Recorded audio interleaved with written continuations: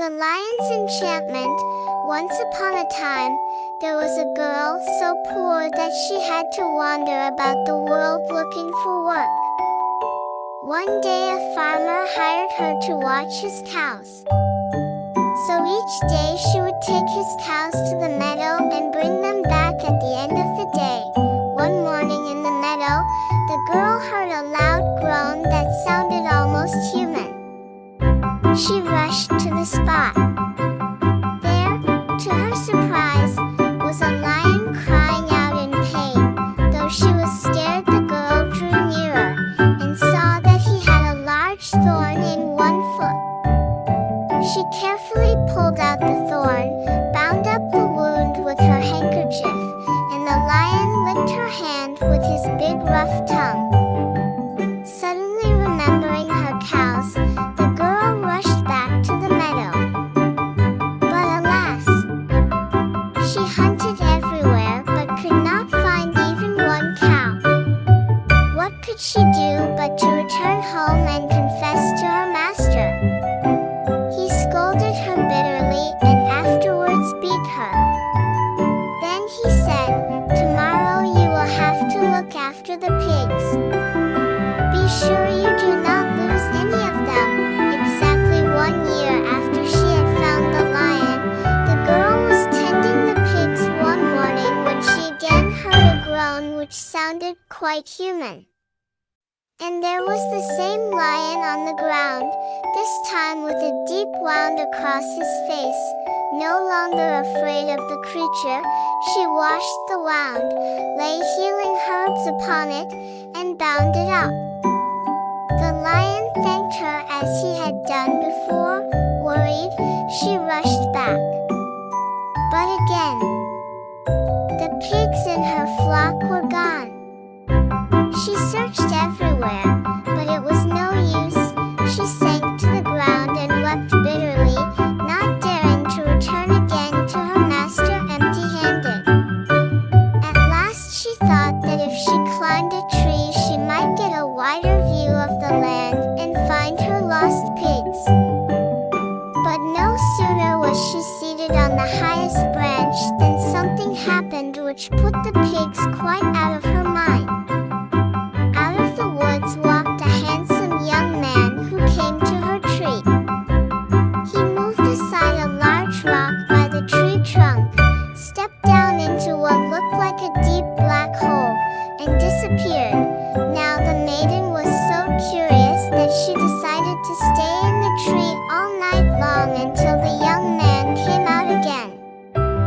The next morning, the rock was moved aside, but out came not the young man, but a lion instead.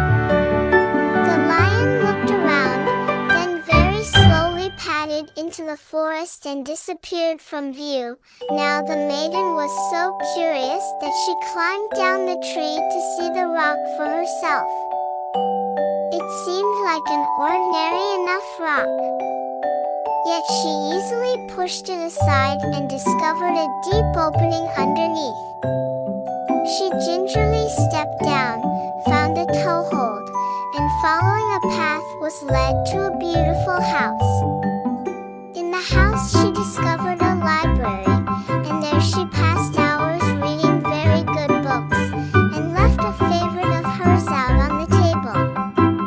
Then she prepared a good dinner, eating a bit of it herself, as she was very hungry, and clambered back up to the top of her tree.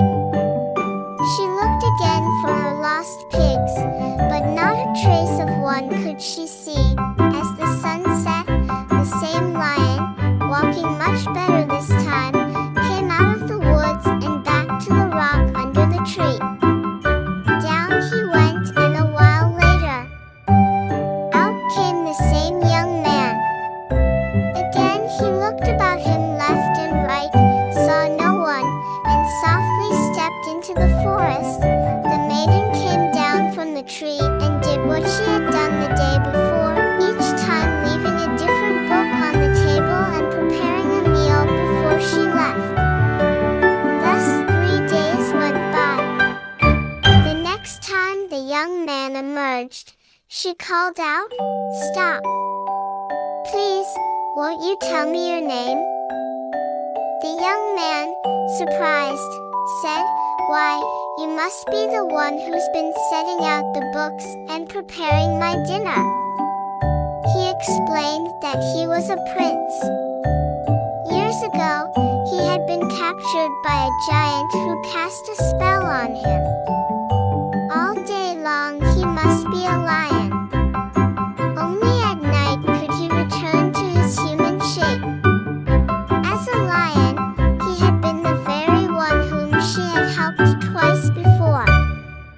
What's more, he whispered, the giant who had enchanted him was the very same one who had stolen her cows and her pigs, out of spite for the kindnesses she had shown to him when he had been wounded as a lion.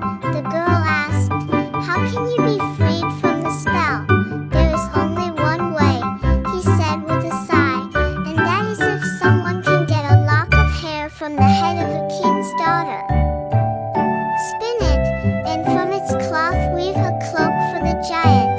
Then I will go at once to the king's palace," said the girl. So they parted. When the girl arrived at the king's palace, she was careful to wash herself and neatly arrange her hair. Quickly she was hired as a kitchen maid. Soon everyone at the palace talked about her neat and clean appearance. By and by the princess heard of her and sent for the girl. When she saw her, and how beautifully she had arranged her hair, the princess told her she was to come and comb out hers. Now the hair of the princess was very thick and shone like gold. The girl combed it and combed till it was brighter than the sun. The princess was pleased and invited her to come every day and comb her hair.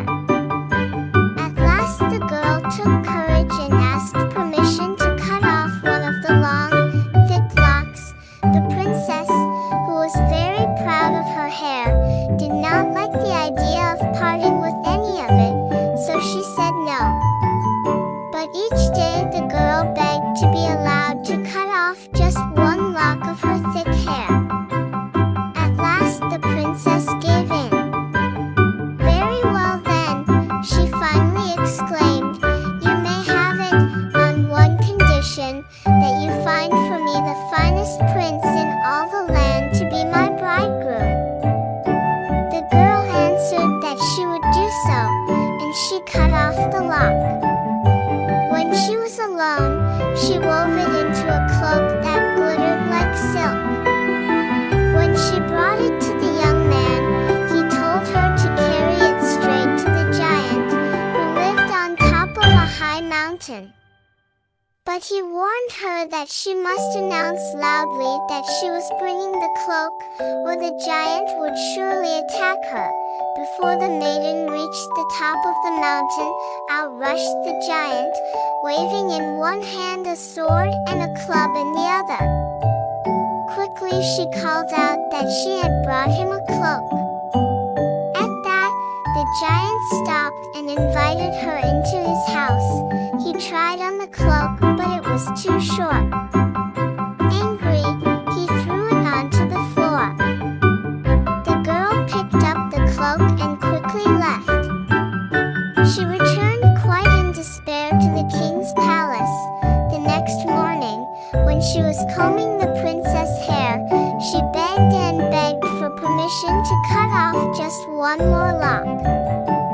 At last the princess gave in, on one condition, that the prince whom the girl should find for her to marry would also be the handsomest prince in the entire world. The maiden said softly that she had already found such a prince for her. Later, the girl spun more thread from the second lock. Now she could lengthen the giant's cloak and sleeves. When it was finished, she carried it again to the giant. This time the cloak fit perfectly. The giant was quite pleased, and he asked her what he could do for her in return. She said that the only reward he could give her was to take the spell off the prince so he could stay human, night and day. For a long time the giant would not hear of reversing his spell, but he liked the cloak so well that at last he said yes.